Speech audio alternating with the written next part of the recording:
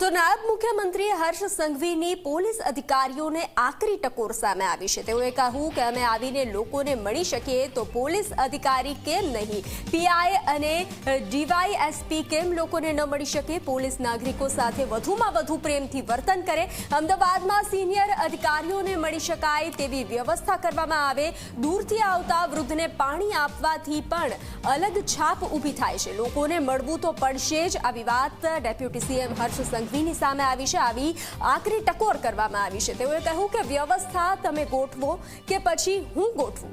આવી વાત deputy CM હર્ષ સંઘવીની સામે આવી છે। હું એવું માનું છું કે કિલોમીટરો દૂરથી કોઈ ગ્રામથી કોઈ વડીલ દાદા દાદી એ પોલીસ સ્ટેશન સુધી પહોંચે તો એ પીઆઈ પોતાની ખુરશી પરથી ઊભા થઈને એક પાણીનું ગ્લાસ કદાચ આપી લેશે ને તો એ ઉંમરલાયક દાદા દાદીના મનમાં પોલીસ પ્રત્યેની શ્રદ્ધા અને પોતાને બચેલું જીવન જીવવાની તાકાત એ વધુ મજબૂત થશે।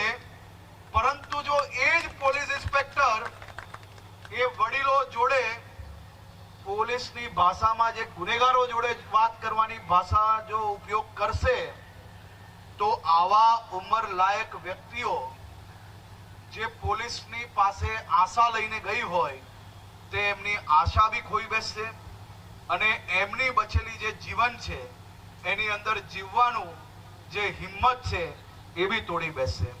તો પોલીસ ગુનેગારો જોડે હજી વધુ મજબૂતાઈથી, ગુનેગારો જોડે હજુ વધુ કડકાઈથી કામ કરે, પરંતુ મારા અમદાવાદ જિલ્લાના નાગરિકો જોડે વધુમાં વધુ પ્રેમથી વર્તે તેવી બી હું આપ સૌને શુભકામનાઓ આપવા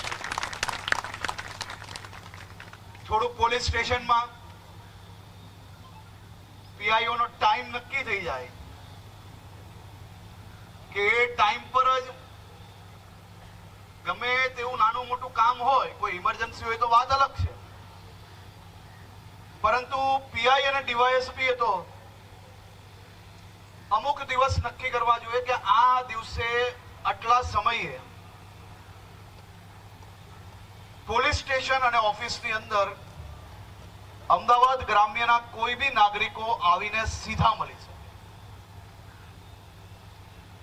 જો ઉપમુખ્યમંત્રીની ઓફિસમાં સોમ ને મંગળવારે ગુજરાતના કોઈ બી ખૂણાથી કોઈ બી વ્યક્તિ આવીને મળી શકતા હોય તો પીઆઈ અને ડીવાયએસપી ને કેમ નહીં?